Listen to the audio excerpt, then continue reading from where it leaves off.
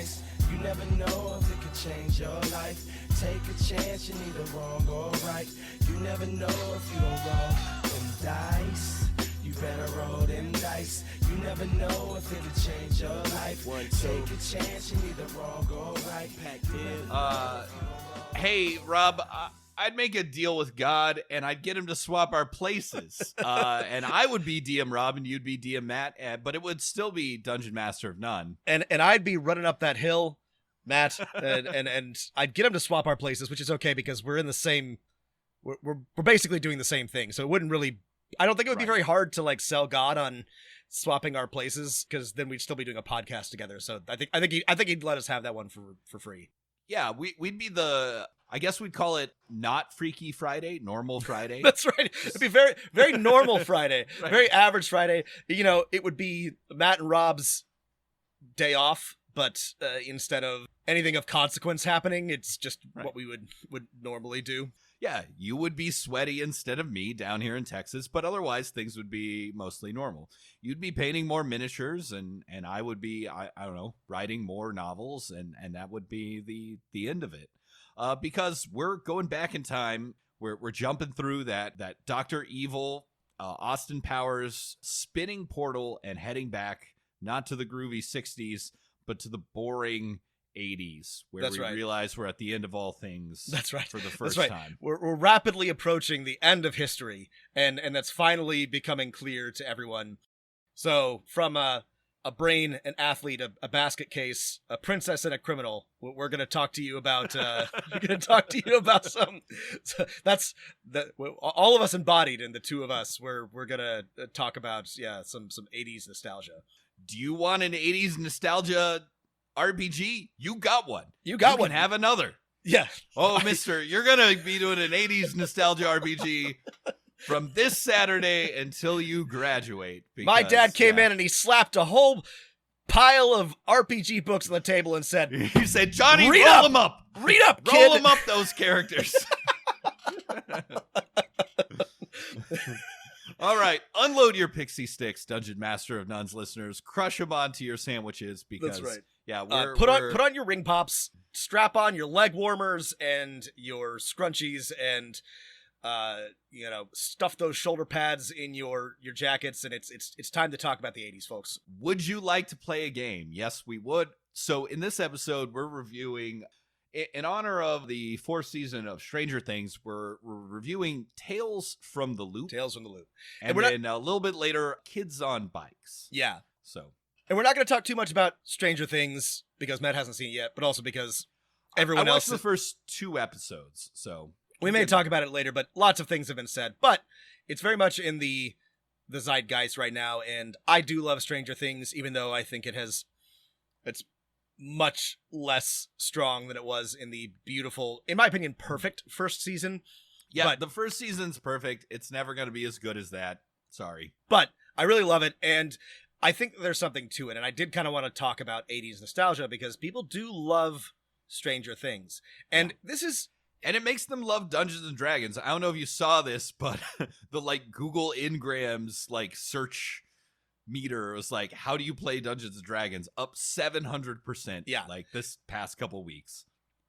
We have attributed, the rapid growth or resurgence of D&D's popularity to a number of things. And some of it is actual play and Critical Role, but I would say the sort of foundation, the anchor of that resurgence of growth is Stranger Things and its fondness for Dungeons and Dragons. Also the way that it doesn't really portray the game except in very brief moments, which I think captures people's imagination without letting them know what actually is involved in playing D&D. Yeah, you don't need to know the intricacies of playing D&D. You just need to know you're having fun with your friends, and that's all people want to know. And they'll name every villain of every season after a Dungeons and Dragons monster in PC. Perfect. Yeah, Stranger Things will never show you Will and Mike and Lucas and Dustin arguing over, whether or not a role applies or, if they got the numbers wrong or, actually I was looking out for traps and so that's bullshit. Anyway, so it only shows you the exciting, thrilling conclusion abstracted through dice rolls. So which is good, which is great. But yeah, so Stranger Things, it's back in the news. It's back in the ethos. People are feeling some Kate Bush. They're feeling some Metallica. They're transported back to year of my birth, 1986. Yeah. The I don't know, I really do feel like everything was downhill from there. So it's, but you know, the last optimistic year in America, perhaps, definitely approaching that. It's like, yeah, Iran Contra is coming out. It's like, oh yeah, we did not get past Watergate. Yeah, People forget that like people's heads almost really started to roll in the Reagan administration. Like, oh yeah, there was people were considering like impeachment against Reagan. It obviously wasn't going to work, right? But, no, he was way too popular, but they were, you know, it was genuinely when the elites, especially the political elites, started to realize that they were immune from punishment for their grave, especially anything they did abroad was more or less could be swept under the rug in the name of the Cold War, and there just wasn't, you know, it was morning in America, Matt. There was no appetite for prosecution. Anything but government cheese. That's the only appetite right. I have for. One of the things I think that keeps 80s nostalgia, you know, going along with, I don't know, just like Journey, the B-52s and the Talking Heads, and Sure. like at least our generation of people like having like 80s parties. Yeah. Is there are a lot of great movies and TV shows either from the 80s or set in the 80s, right? Stranger Things, obviously.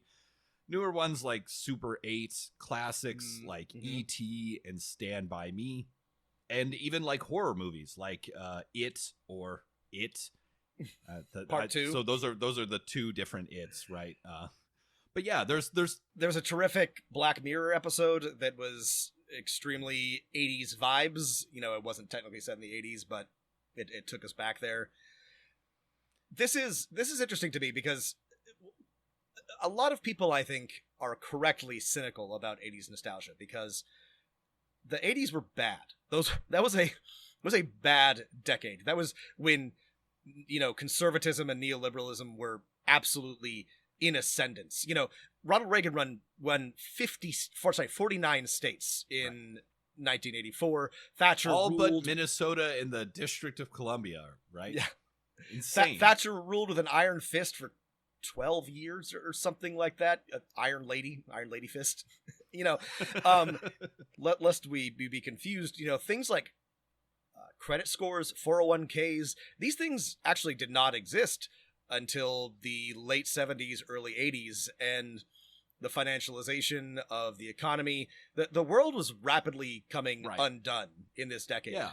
The war on, like, basically poor people and unions in America, you know, it had its precursors in the 70s, but full swing during the 1980s. It's weird, I think, you know, to put it in terms that, I don't know, like 20% of our listeners can understand. It's like if people had this like huge nostalgia for like the early aughts, like the Bush years, right? Like fighting devastating wars abroad, culture wars at home. But like people they're really fond of the Backstreet Boys and new metal. And, you know, right? And Christina Aguilera. We've forgotten everything else that was terrible. I mean, here's the thing. I think to be generous, and this is what I've been thinking about, because I love an 80s nostalgia movie. I love synthwave. I love the vibes, and I don't think, and again, this is being generous, I don't think people are nostalgic for the actual 80s. I think everybody is keenly aware that the 80s were bad. But there was so much iconic, or there were so many iconic movies and so much media, music that really stuck in people's minds for better or worse. And what's so interesting to me about this is these are not all like good movies. We're going to talk about some of them, but they have a feel about them, a earnestness perhaps, and an innocence even. These are young adult teen movies that really just like lodged in people's hearts, especially those of us who grew up in the 80s and 90s, for better or for worse. And so the idealized 80s, full of synthwave and aliens and paranormal and, you know, rickety bikes and Super 8 video cassette players. You know, that's it is not the 80s as is, it's the 80s as, you know, that never really was, which is specifically how Tales from the Loop refers to it, which I appreciate.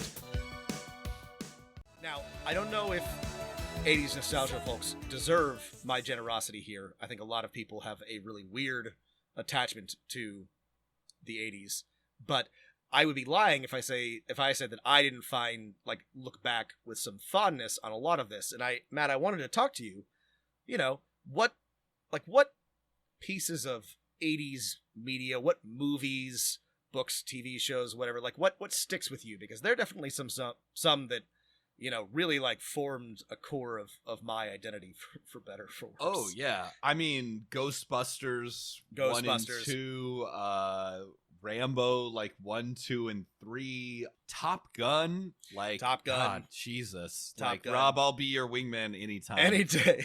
The Karate Kid, oh man, yeah. There's so many. I mean, obviously E.T.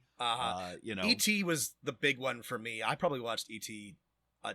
Dozens of times when I was a young kid, and it is an incredible movie. You know, a lot of these things, like I absorbed as a kid, and then, you know, revisiting them, they sort of I realized like sort of like how much they had impacted me. Like I like Stand By Me is one of my favorite movies of all time. Like I think that it's just, honestly, I think it's like a perfect movie. And that's because I was once a like teenage boy, and for all of, you know, its other failings or anything else, like Stand By Me does a really good job of depicting what that was like.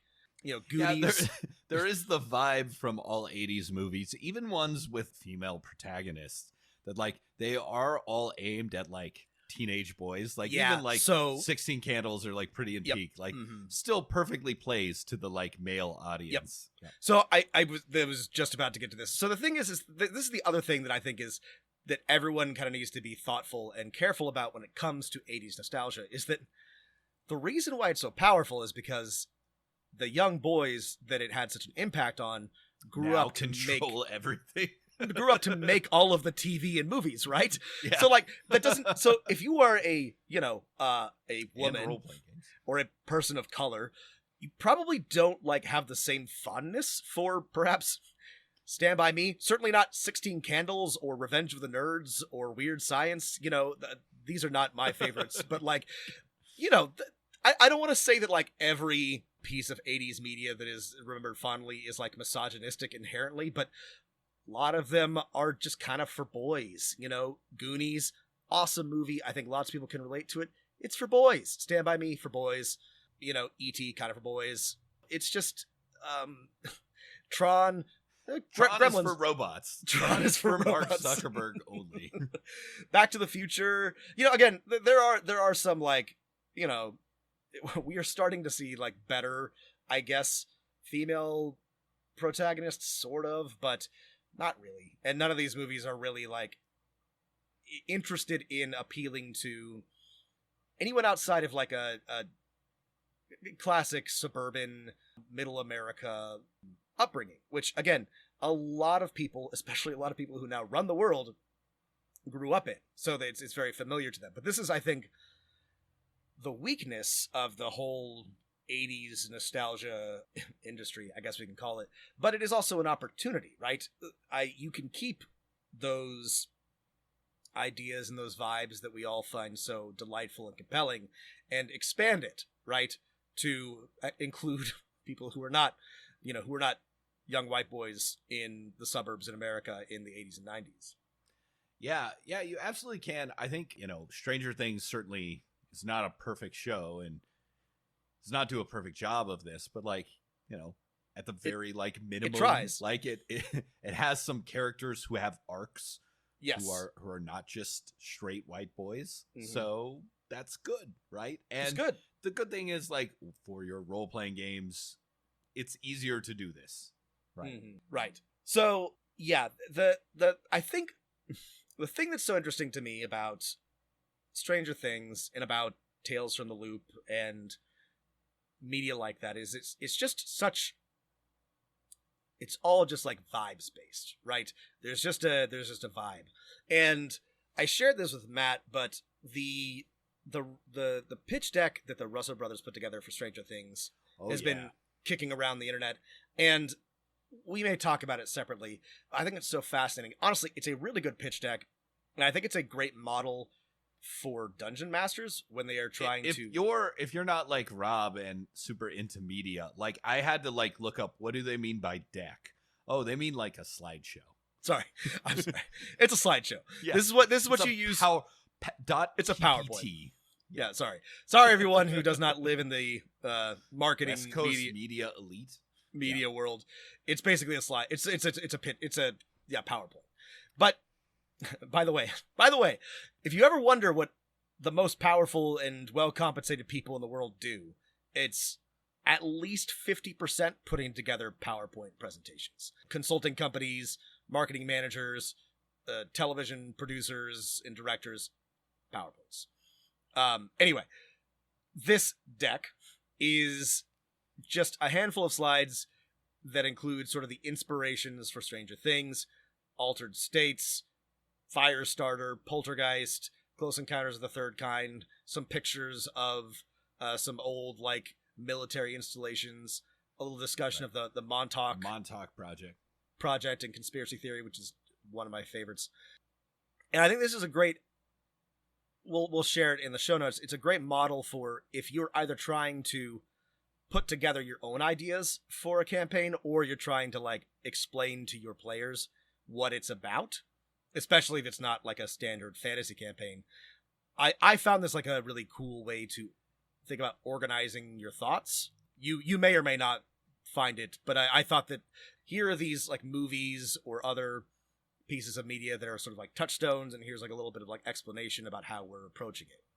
Yeah, we talked about this, but like way better than like sending all your friends an email being like, here's my ideas for the new campaign. Like, yeah, maybe send them a deck. Maybe, or send them a PowerPoint, you know. The other thing is short. Like compared to an email, like there's actually only like a handful of like paragraphs of written text, and then they just some screenshots. Like if you know what you're putting together, it'll actually take you less time. That's another advantage of this, especially if your players don't want to read, which even the most literate of them don't always want to read everything that you send them. Yeah, no one wants to read a long email. People will scroll through your PowerPoint deck with pretty pictures, inspiring your next great fantasy epic campaign. Tales from the Loop is a role-playing game that is inspired by an art book that was created by this Swedish guy that also inspired Stalinhog, which also inspired a TV show, which I haven't watched, but it looks really good, and it's on my list. I watched it. It's very good. It's, again, yeah, it's E.T. meets The Outer Limits. Mr. Stalinhags? One of those. I'm going to say Stalinog. I don't speak Swedish, so I'm just going to guess. His art, his paintings are so evocative, so powerful, that people were like, this rules. Let's build a whole universe around it. Right. And if you're too lazy to like Google this while listening to this podcast or driving a car and want to be responsible and safe, like it's kids in very 80s outfits in kind of wilderness with like a bunch of like decaying robots and like, but that have like cool 60s aesthetics, but the kids have like 80s aesthetics, and they're kind of wandering around the wilderness, like picking up like old broken robots, or, you know, there's dinosaurs, or I don't know, like flying airships in the background. And yeah, it's incredibly vibes. Yeah, and only vibes. The juxtaposition of the mundane and the fantastic is really what it's all about, right? You'll have like a wood-paneled station wagon parked on a, you know, ordinary country road, and then behind it is like this lumbering robot covered in moss. Or you'll have these, you know, very generic cookie cutter homes, and behind them are like giant, like, you know, neon cooling towers or whatever. And it could be schlocky and whatever, but the way that his skill at design and aesthetics is just terrific. They're just such compelling paintings. And part of it is that the same thing that I think appeals to people about MechWarrior, about Star Wars. It's that retro future, right? It's high technology that's got a little bit of like dirt and grime, and it's seen better days. It's aged. Everything around it is kind of like run down for whatever reason. Perhaps speaking to our American death drive, I don't know. That's just like a deeply compelling image of a future that is or was or could have been, and so that's the powerful vibe, right, that underlies all of Tales of the Loop. Yeah, and this is, I think, one of the more interesting things about Tales from the Loop, and we'll get into the mechanics and all this, is that the designers have tried to capture the juxtaposition of the mundane and the like science magical together, right? Your kid, like, okay, yeah, there's all these robots around you and airships and particle accelerators and portals to other dimensions and from other times, but like your life is also filled with mundane concerns about popularity and your parents' divorce. And as the dungeon master, as the storyteller of this game, you get to put that juxtaposition in front of your players, which is also like what is great about E.T., Super 8, Stranger Things. Yeah, we've got to kill a monster, but will I be popular at school? Am I going to pass the test? Are my parents going to stay together? Right. Yeah. I mean, this is such a popular and compelling storytelling trope, is kids or young adults who are somehow responsible for saving the world, or at least protecting their town or whatever, but also have to deal with the indignities of just being a child and going to school and bullies. And I've got some things to say about this. But it's a tried and true role-playing formula. Like ever since I played Night Witches, right, in which you have to kill Nazis but also deal with sexism back in the Soviet Air Force, or Masks: The Next Generation, right, where you have to save the world but then worry about the astrophysics final at your super-powered high school. We spoke with the creator of iHunt, Octavia Hill, who, and iHunt is great about this. So just good at perfect at putting the juxtaposition in the players' faces. You got to pay bills, and you got to deal with bureaucracy, but you also got to hunt vampires. I mean, this is a good... And grow your brand, Rob. Grow your brand on the app. Right. Make sure you get a 5-star review. This is a great formula. I genuinely... I mean, it works so well because you're trying to protect the world from supernatural threats, but still got bills to pay, still got tests to take, and little siblings that annoy you, and it's a good thing.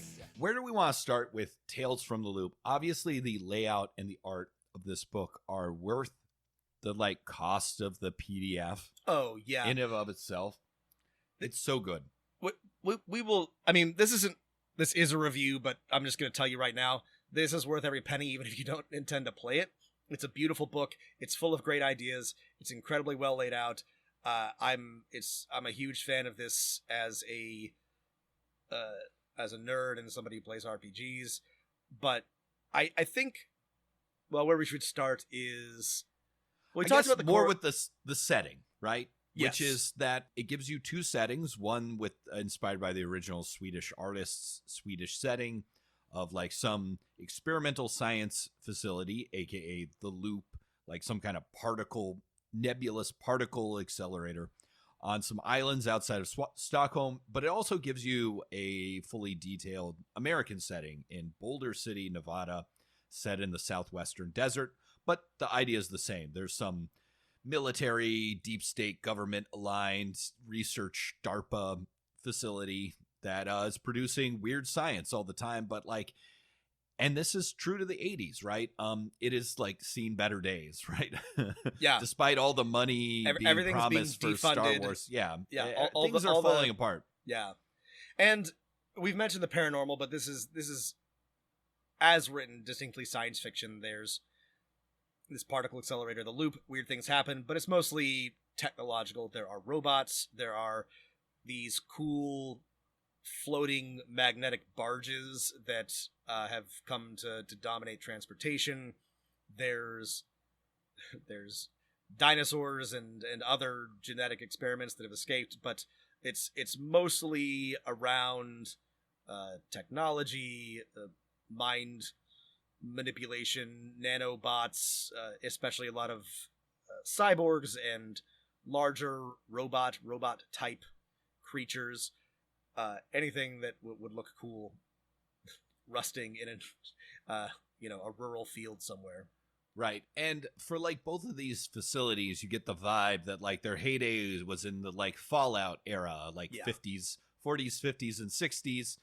Things have passed them on. Like people still work there, probably even some of your player characters' parents, but like they don't give a shit anymore. Like they have other things to deal with, personal problems and stuff. And so one of the other vibes that you get that is perfectly translated from our favorite 80s nostalgia movies is, for the most part, with a few exceptions, it's up to the kids or the teens to solve things, right? Yeah.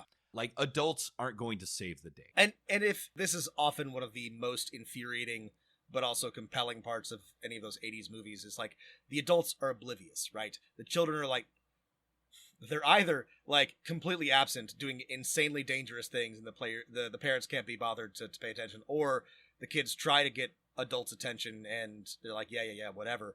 And that's explicitly written into Tales from the Loop. Like, adults will not help you.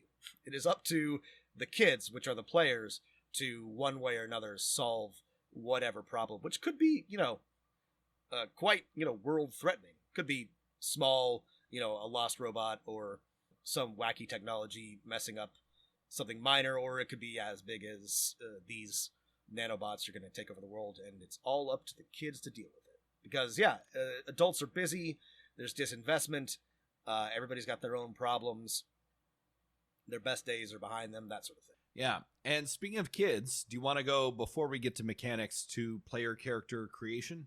Yeah, let's talk about, because this is not the most unique thing, but definitely a very distinct part of Tales from the Loop. So if you imagine the cast of The Breakfast Club, those are basically those are your classes. Those are your character classes. Pick a kid for The Breakfast Club, and that's that's who you're playing.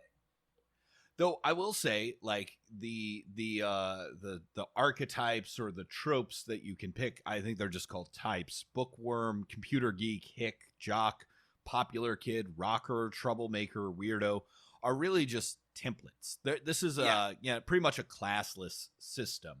But one of the ways the system works really well is like stuff is really important to like preteens and teens, like their skateboard, their Game Boy, their baseball bat, their Dungeons and Dragons books, their Moleskine notebook with their diary, their Walkman.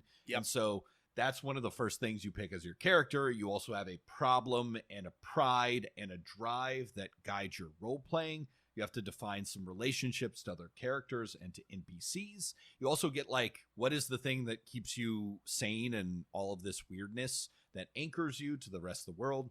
And that's pretty much it. You have some attributes and some skills that you can put points into. The older you are, the more points you get. The younger you are, the more luck you get, which lets you re-roll things. Nice balance. To me, this is the perfect amount of detail.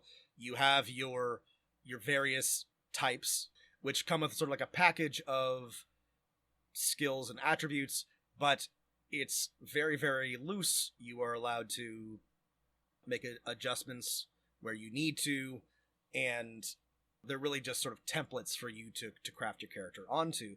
But it also gives you really everything that you need to get started, and I love using this as this is going to be so familiar to anybody who has had any exposure to that 80s nostalgia, and the more steeped in it you are, the easier it is for you to be able to put together in your mind what kind of character you want to play. We've talked about this before, but part of the strength of the role-playing settings that have endured is that it's easy for players to pick up what's going on and just jump into it. That's why people like Dungeons and Dragons. That's why people like Cyberpunk. They know what type of game they're playing in, what type of story they're telling.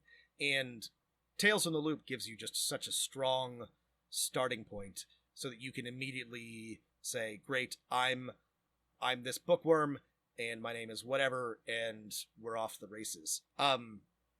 Matt mentioned what I think is actually a really cool mechanical twist. You're between the ages of 10 and 15, and the older you are, the more attributes you have, but the younger you are, the more luck points you have. So balance-wise, you can have as young a crew or as old a crew as the game allows, and they will play and feel very differently. I haven't obviously done the math, but I think it's pretty balanced in the way that they portion out advantages or disadvantages. So I think that's really neat, personally. Yeah, I wish the book had taken these types, which are super great and obvious, and allow everyone to jump into things maybe a little further, or encourage people to make their own types. Like, it struck me the wrong way when, for example, the weirdo has one of the prides. Get it? Pride. I'm not heterosexual. Oh, so only the weirdo can be. I know the system isn't saying that only it does LGBT say you can... characters can only be weirdos. But that's just like the sample one for weirdos. But, you know, a little more like, hey, prides could, you know, hey, everyone, these are some example ones. Swap these around between types to make your best character. Because obviously they're not all going to fit in that. Like, I forget the name of the character, but Maya Hawke's character from Stranger Things. Oh, yeah. Right? Probably not a weirdo, so I don't know. Yeah, maybe not the best fit. I do think they could have gone a little bit further. This book is so economical. It's, how many...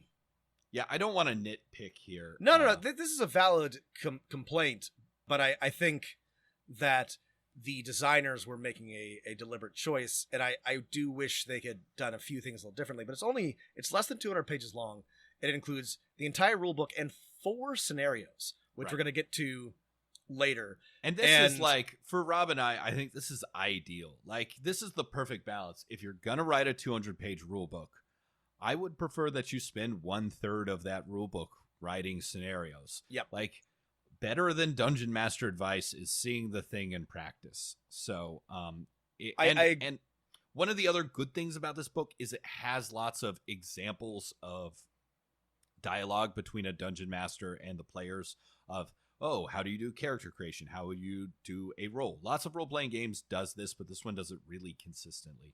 This is a thing that I find myself wanting more and more of, is examples of play, and good books will include it, but I think every book should include more, and dispersed throughout the way that Tales from the Loop does it. I agree with you, though, Matt, that I could have used just a little bit more on the page about the types. You definitely have enough to get started, but there's room, and I could have stood to see a little bit more detail on how to build those out or how to build your own. But it's a small... The rocker character joins the Wildfire Club in 5 years before Stranger Things season 4. A nice prediction. One of the other things I really like about the character creation is the relationship questions, picking a favorite 80s song. It's all like, it should only take, the character sheet is very simple. It should only take about 10 minutes, and you'll understand why it's simple when we get into the mechanics of the game. It's a stripped-down version of Mutant Year Zero, also by Free League Publishing. It's a simple system where you have a dice pool of your attribute, which are like heart, mind, body, soul. Maybe I'm missing one there, plus a skill. Yeah. And you take the total number, you roll 6-sided dice. Every 6 is a success. Body, tech, heart, mind. There you go. Right? 4 attributes. You've got about, 12 skills. You add them together. You can get bonuses from some things. You roll a 6. That's a success. You basically always succeed if you get a 6. Get more than one 6. Those give you extra bonuses, which are detailed on the Dungeon Master can detail them for whatever specific check. Or there are some generic bonuses you can pull from each individual skill. Yeah. There's something I really like in this book that I might not, because of the simplicity of the system, it is super easy. On page 70, there's just a little chart, which is your chance to succeed. Yeah. I love this, honestly. It shows you... Dice pool systems often don't do this. Right. Which... They expect you to just sort of, like, be the type of, like, math person that, like... Oh, yeah, I'll just program this into R. No, you'll just, like, look at the dice and be like, oh, well, this has a 60% chance of succeeding, obviously. And no, it just tells you exactly how many dice, or what your chance to succeed is with a certain number of dice. If you push, which is you do this once, basically re-roll your chances, and take a condition if you fail. Yeah. Right? You can... And honestly, to me, this is very helpful if I was like trying to decide on attributes and skills. I'm like, okay, my kid is good at tech stuff, or he's charming. He should probably have X dice in. You need 6 dice to be pretty good at something. To be pretty good, right? And that's again, I do wish more because this calculation is relatively simple. I'm glad that they have this. I do wish that more systems just gave you sort of like a baseline so that when you look at your character sheet, you're like, am I good at the things that I want to be good at or not, right? It's not min-maxing to be able to do the things that you think your character should be able to do. You should have a frame of reference for whether or not you're likely to succeed.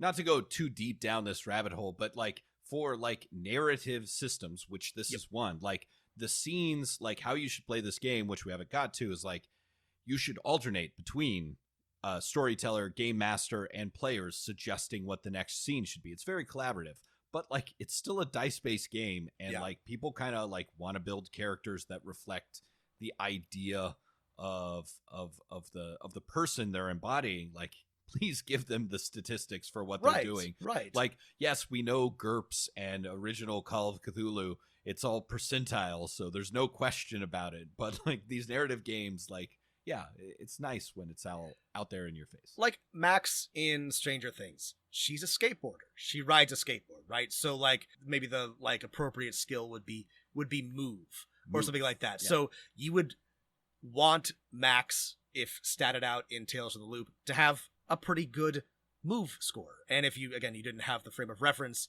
and Max kept falling off her skateboard because you didn't have the right number of 6s, like that's, again, it's just a small to remind you, 2 is okay, 3 is okay, 6 is good. 6 is good. Yeah, it's just, I think it's a very simple thing, but I like that's. It's also nice because it's a simple enough narrative system that you don't have to spend a lot of time agonizing over it. You can just be like, this is the number I'm trying to hit, or this is like sort of where I want to be, and then design your character accordingly. It should still only take a handful of minutes. And then there's no hit points in this system. Like failure or consequences for players is in 5 conditions, 4 of which are basically emotional or physical trauma that your characters can experience: upset, scared, exhausted, injured. And different parts of adventures or different skills or just your own game master discretion can decide when to apply these things. They just apply a cumulative -1 to your dice pool if something really, really bad happens, or if you've marked all 4 minor conditions and then something bad happens to you, you're broken, which means you can still play, but you can't succeed on anything until you go back and through various ways in the game, including your anchor or other players, kind of deal with your condition. And that's it. Your kids can't die. Right? The kids can't die. Which is like, kind of makes sense. Like, okay, yeah, I know like Stranger Things kind of starts like an episode 2 or 3 with like some nice girl from the library getting like murdered or whatever, but some children or some young adults do die in Stranger Things, which is it's a horror. Here, the baseline for Tales from the Loop is not a horror, right? But the baseline for Stranger Things is more poltergeist, Firestarter, altered states, and then but for Tales from the Loop, it's Ghostbusters, it's Back to the Future, it's E.T. Right? You would all be very surprised if one of those like military agents like fucking, which is probably more accurate to real life, just wasted a kid in the back of the murdered head. a child. Yeah. Here's the thing, I'm having trouble imagining a 2020s version of E.T. where one of the E.T. cops doesn't blast one of those where kids. Elliot is running through like the military facility and doesn't get fucking murked by some anyway, so, that's neither here nor there. I like that this is the vibe, right? I was surprised, but I'm like, you know what? That's good. Kids can't die. They can get hurt. They can suffer. They can get upset, right? Yeah. Things can upset them. And it can be things like, a dinosaur attacks you. Or it could also be like a teen bullies you. A parent tells you they're divorcing your mom for their secretary, right? Yeah. You know. Your teacher gives you a bad grade on a test. You know, your crush rejects you. Yeah. And so the system, I think, is very elegant. It's easy for players to look at their character sheet and deal with. The emphasis is not on your numbers on your stats, though those are all really straightforward. It's very much on your drive, pride, ambition, and anchor, which is really great. And we've talked a lot about a lot of narrative systems, and they're similar in a lot of ways. To me, the main thing is eliminating as much ambiguity as possible, right? Having a clear answer for how to resolve conflict, called trouble in Tales from the Loop. And I think this does a really good job. You as the game master or the player have a pretty clear answer to there's conflict or trouble or something goes wrong. This is what you should roll. This is how you know if it worked or not. So it's not perfect, obviously. The GM always has to do, in my opinion, a little bit more work in a narrative system. But Tales from the Loop makes it as easy as possible. I think it's very well designed as far as these things go.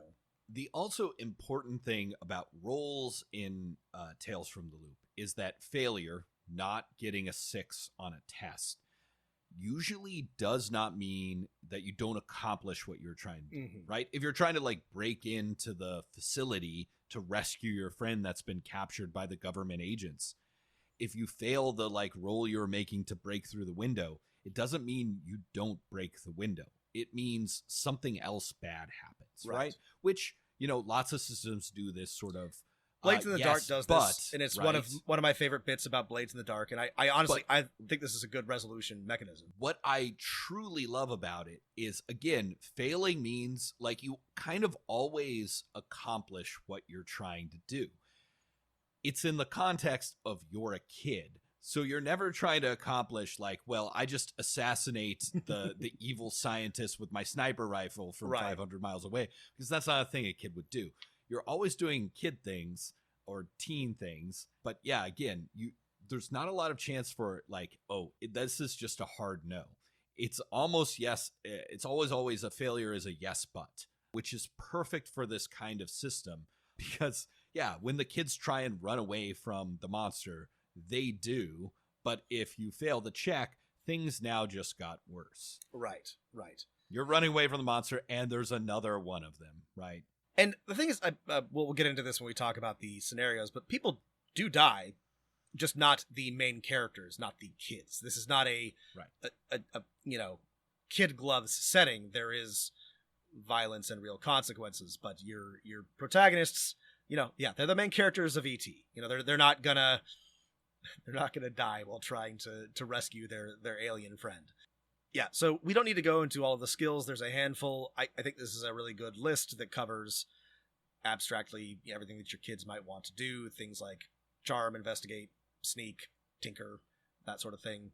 And that's it. I mean, the system is really very simple. When you're trying to, when you encounter trouble, you add together your attribute and your skill, any like bonuses that you might have from items or aid or circumstances, and then you roll your dice pool. There are 2 chapters or 2 sections of the book that really help you with this. One is just kind of an overview of creating a mystery, which is what an adventure is called in the system, as the game master. And then you get 4 example mysteries, though there's actually like kind of a 5th one detailed throughout the how-to section. So it's really, you get a ton of stuff. One of the things I love about this book, and I was going to save this for the end, but if you buy it, like, I feel completely ready to run this game after reading through it, which that for me is like this successful from a game master's perspective. That's rare for me as well. This book is a massive success in that respect.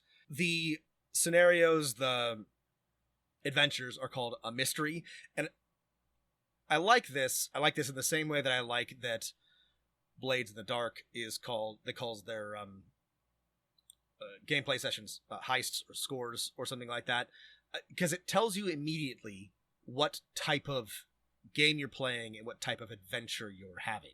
You know, you are solving a mystery, and the mystery could be a whole host of things, but again, you're a group of kids. It's Goonies, it's E.T., it's Stranger Things, it's Stand By Me. Actually, literally, one of these adventures, you are going to go look at a dead body. I was fucking tickled pink. Anyway, it's just, but it tells you what type of game you're playing. Again, this makes it very easy for you and for your players to sit down and start role playing, because you can settle in to the narrative right away because you know exactly what you're doing. Yeah, and this is, I think, it is less, like Rob said, emphasis on horror, like the examples of like hooks, or like all the cats in town disappear, like a strange girl starts at school, rumors are spread there's a robot runaway in town looking for shelter, like things that will interest your player characters. And there's a lovely way that this is outlined. It basically says always have basically 3 scenes and a showdown, 3 clues, and then this leads to the culmination. This game is designed for every mystery to be run in a single session. I think it accomplishes that with this advice chapter. I think so too. There's also something that I love this so much. Right. Every mystery provided has this, and then they also give you an example of a mind map. And it's basically a flow chart, but like a mind map that's like, here's the relationships between the clues, the NPCs, the showdown, just like circles drawn in like a little chart. This is so smart. You should do this for all of your adventures. It makes understanding it so much easier. And just having like a few little arrows drawn between these relationships makes it so easy if your players don't want to stick to the linear path that you have provided for them. You can still keep them within the bounds of the adventure. You're just sort of drawing out the relationships and the connections between things, and it makes it so much easier to visualize the path of the adventure and to adapt as things happen. We often talk about how reading other role-playing game systems can help you no matter what game you're playing. And reading this chapter, reading the mystery chapter in Tales from the Loop, is exactly that. And reading through the example of mystery and then seeing it mapped out on a single sheet of paper, being like, okay, if I was good at this system, or if I was like at least had one game under my belt, I feel like if I could draw one of these on a single sheet of paper, I'd be good for the evening's play. Like I can run when my friends get here. Perfect. Yep, exactly. It's, easier said than done, being able to map the whole adventure so elegantly. Being able to do, it's just like writing, being able to do it more economically requires a great deal of skill. But I think that's one of the things that, if you were looking at this book as instructive, educational, trying to learn how to be a better GM, learn how to design better adventures, that's, I think, what you can learn from it is how to be more economical in your planning. If that wasn't enough, this rulebook also gives you the mystery landscape, which is like playing Fallouts with kids. It like gives you a map. It's like, do you want to, instead of doing this, like, okay, we're sitting down, here's the hook, here's how the mystery starts. Okay, so-and-so, you're having a fight with your dad. So-and-so, you're like picking up your baby sister from swim practice. And then you all meet at your treehouse. And then here's the mystery I have to solve for you. If you don't want to do that, if you want to play Fallout, if you want to like let your kids go wild and explore the landscapes full of dead robots and stuff, here's how to do it. It gives you both just sort of the locations and relevant hooks, but how to run an adventure within them. It's basically like a 5th bonus adventure, sort of. Right. This is is very sandbox for cleverly done. It's a beautiful sandbox. And then we have actual adventures too. The 4 seasons of mad science.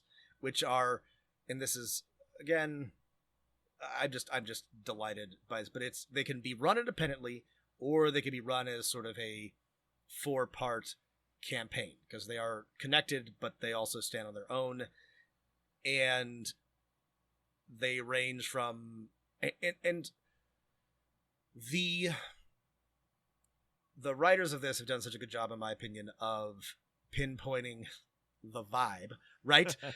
It's like one of them is the birds in town, or some of the birds in town have microchips in them that let them talk. They're cyber birds. They're cyberbirds. And some of them are violent, but some of them are just kind of like hanging out and talking.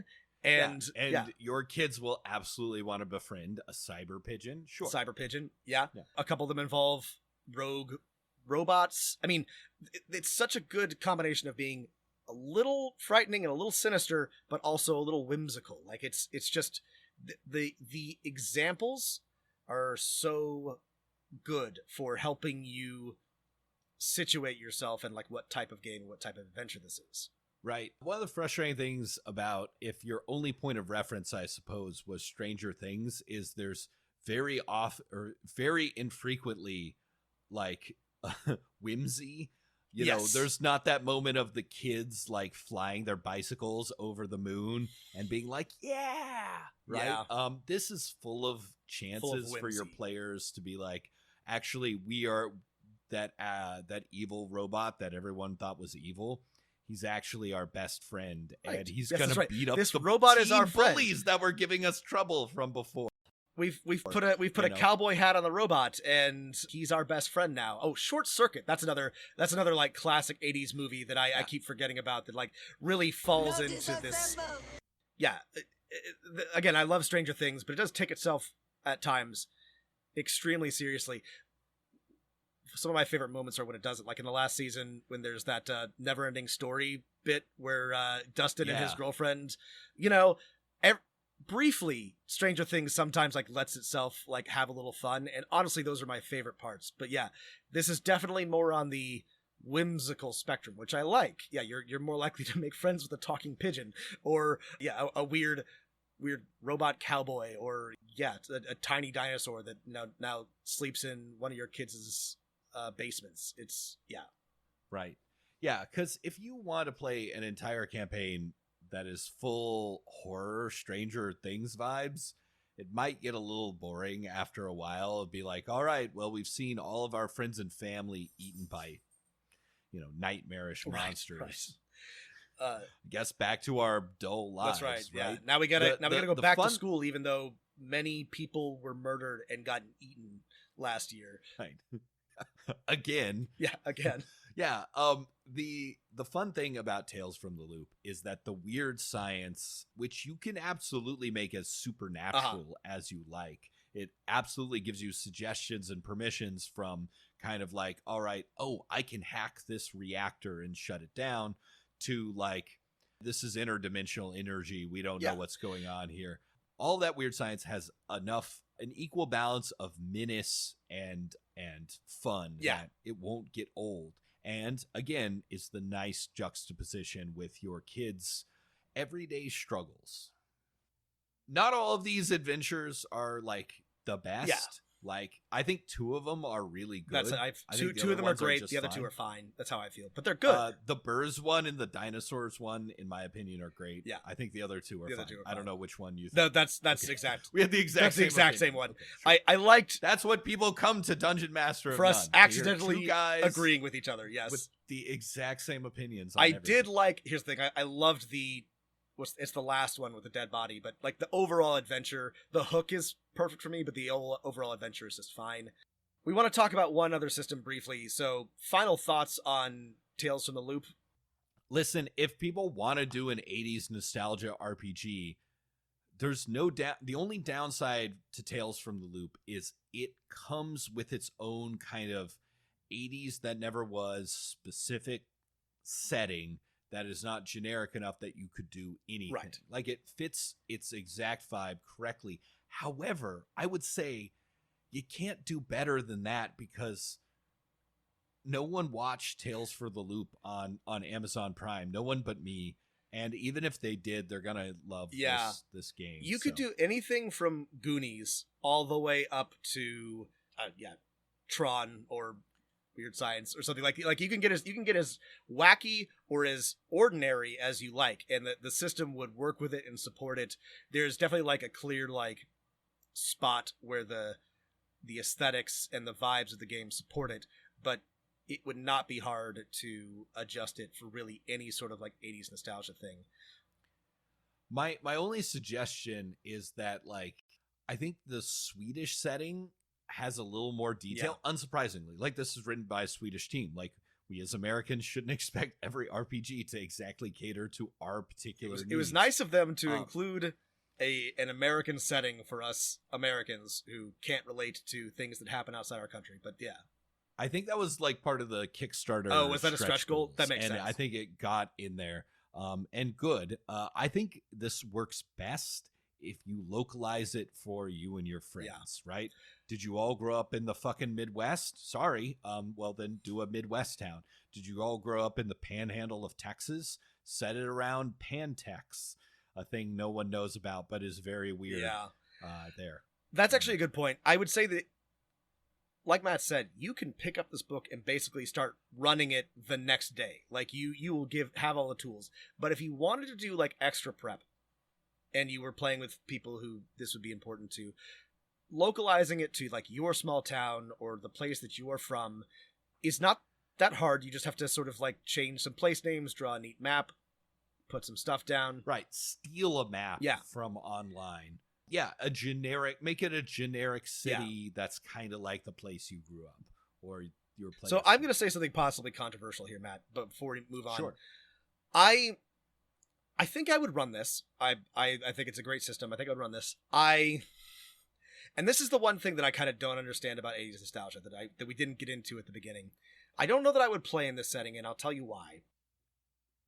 And it's because I was a very serious and kind of a troubled isn't the right word, but just not the happiest child that ever existed. I had I am not nostalgic for my childhood. I have no desire to be any of the years between 10 and 15, quite frankly, ever again, or think too hard about that time in my life. And I've never like the thought of playing a kid has absolutely no appeal to me. Possibly like an older teenager, and this is the thing that I've never like fully understood about high school nostalgia, 80s nostalgia, and a lot of these systems. Like I'm interested in I love sort of being transported back there and thinking about it. I don't mind the stories about the kids, but the wanting to return to that is psychotic to me. Like that just I have absolutely no understanding of like wanting to inhabit that world again. So that's kind of like my only real complaint about Tales from the Loop is that I try very hard to be a good role player, and I'm good at some things and I'm not so good at other things, and putting myself in the shoes of a child in the 80s, I could do it mentally, but I have absolutely no desire to actually do that. So that's my gripe about Tales from the Loop.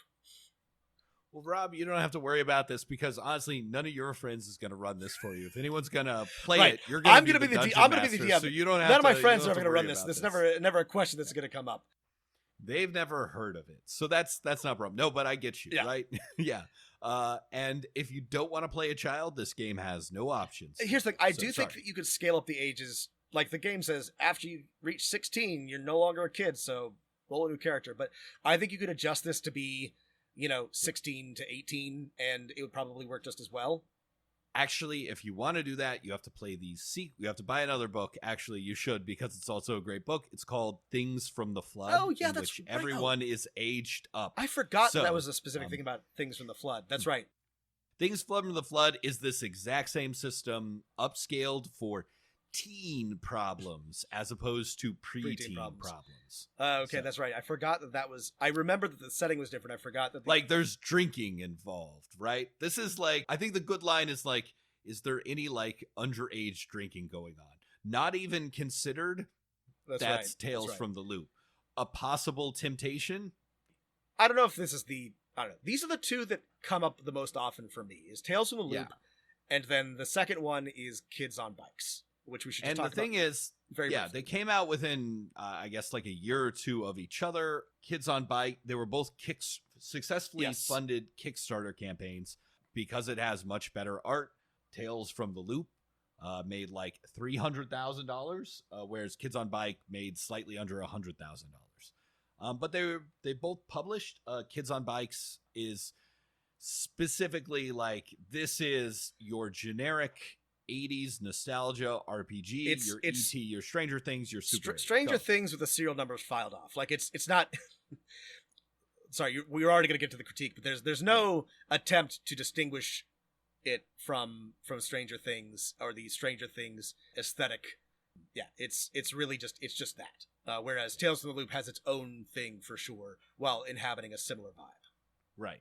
Yeah, that is the wonderful thing about Tales from the Loop is it is it's some pre-existing art. It's actually just a licensed RPG like Star Wars, Rob. No, but it's got its own vibe. And this is, I think, going to be the main theme of our review. Kids on Bikes, while it does have like great art, it is tries to be everything and is nothing, maybe, if you want it to be. It's a big book of saying, hey, you could do this if you want to, maybe. I don't know. Figure it out. So we don't have to spend very long on it because there's honestly not much there. I will say the art is very, very good. Let's start with some positives. Art, good. The art is awesome. The art depicts a very clear Stranger Things, paranormal, vaguely Lovecraftian setting. This a very good RPG about representation, and it pays special attention to boundaries, lines and veils. So it's very thoughtful about that. I feel bad going to... Wait, I can say another good thing. Okay, about say another it. good thing. I like the in the character creation section. I actually don't like the mechanics at all. We'll talk about this briefly, but There are no mechanics. There's how- nothing to like. Sorry. How you create your characters. They have a great list of, I guess, if you accidentally bought this or if you do decide to buy this, it has a great set of like questions for players to ask themselves and the other characters for linking them together. And if you sit down and it suggests it will take 8 minutes per player to do this, that is lie. It will take much longer than that, but you can create a great linkage for like a session 0 between characters, and some of these questions are transferable. So anything else that we want to say that's good about Kids on Bikes? Yeah, I mean, no. The art is no. That's it. I mean, That's it. inclusivity, arts, questions to ask during character creation. It's deeply flawed. Like it asks you to make a collaborative. It says this is best for a like one shot, but it asks you to collaboratively like build like the town and city. And I'm like, how am I gonna like run a one shot when you don't give me any suggested like things to go from? I have to make up a one shot on the spot for a brand new city that was just introduced to me by my players like 30 seconds ago. Yeah. The mechanics don't work. Yeah, maybe we could talk about those. I mean, here's the thing: we don't have to, because frankly, here's my pithy take on it. It's a pretty good first draft. This is unfinished.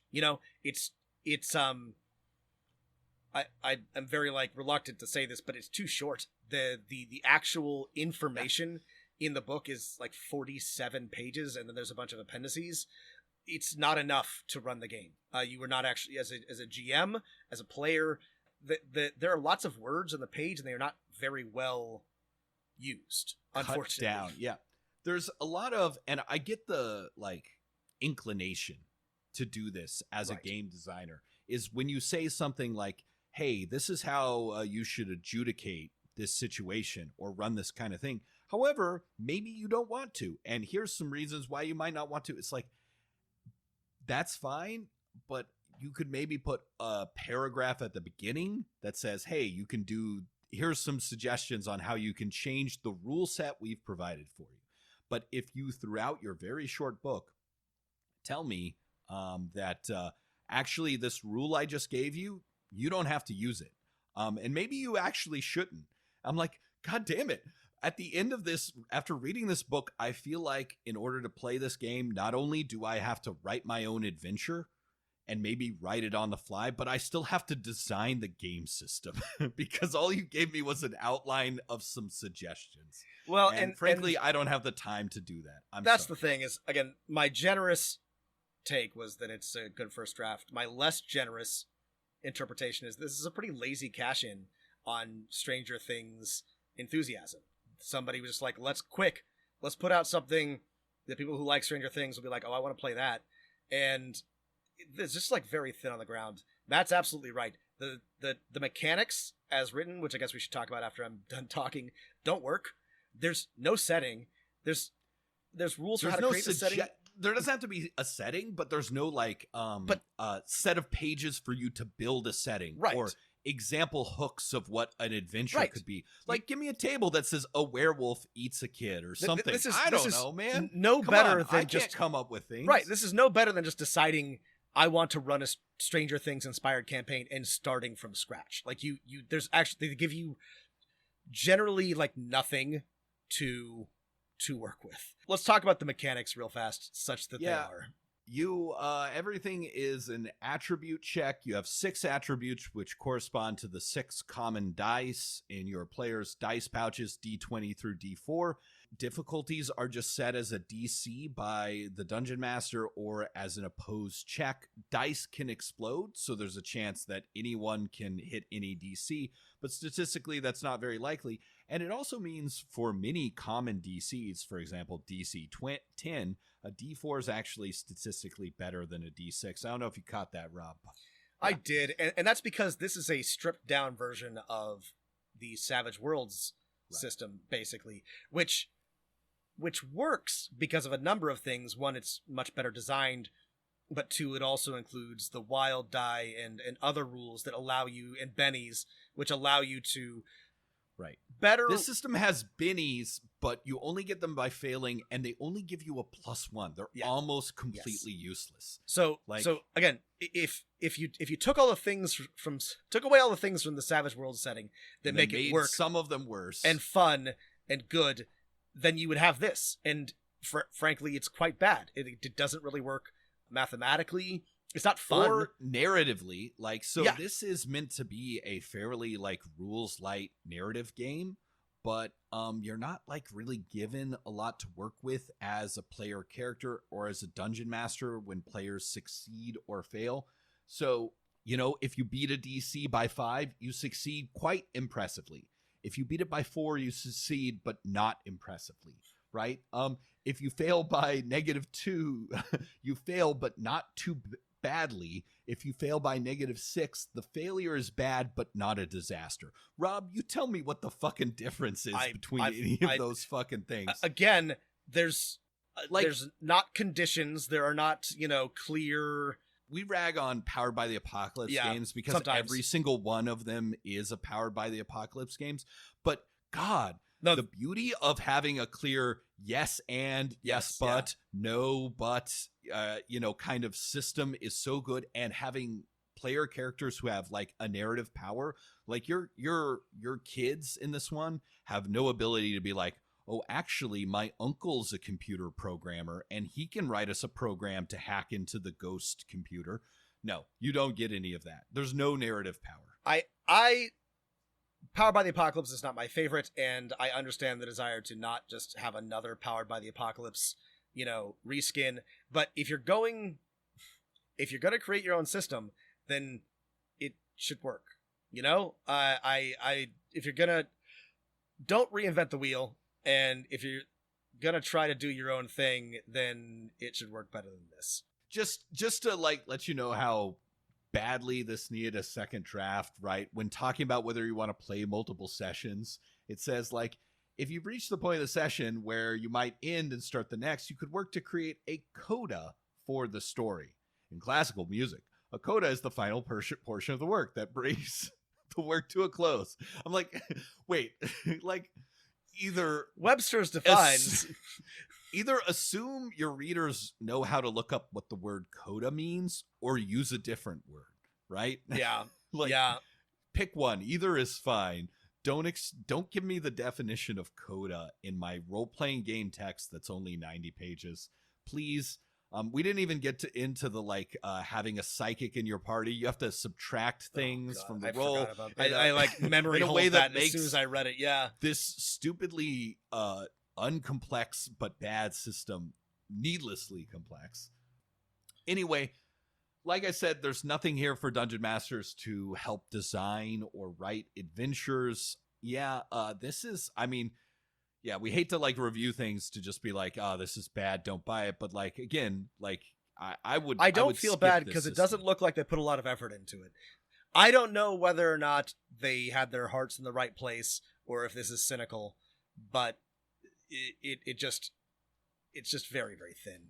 There's just not much here. I had the same feeling, and I was like, God, well, this must have just been we've got to pump this out really, really quickly. When I feel like one of our listeners wrote in about as many people do, because everyone wants this, a Harry Potter RPG, right? Yeah. Or and I looked up another book by the same publisher and some of the same or all the same authors, and it's Kids on Brooms. It was incredibly lazy. I was like, I still don't know how to build a magical school or have a sample adventure to run. I regret buying this deeply. Yep.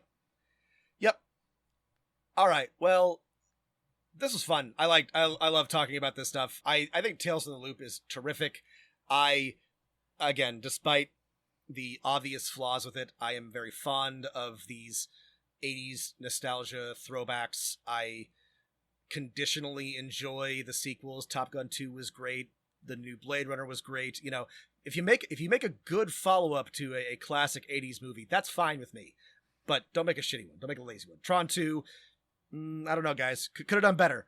Weird deep fake Jeff Bridges. I'm not a fan. Yeah, we'll make a sequel called Young Adults on eBay buying action figures that will be about the 80s nostalgia sequels. That's right. And, designing that. It's very meta, Matt. That's smart. Well, Rob doesn't miss his childhood, but we certainly miss you, and we miss the rains down in Africa. That's right. Yeah. Thanks for listening to this episode. Thanks for listening. Keep doing what you're doing. Keep rocking. Keep on running up that hill, and keep rolling them dice. Goodbye, everyone.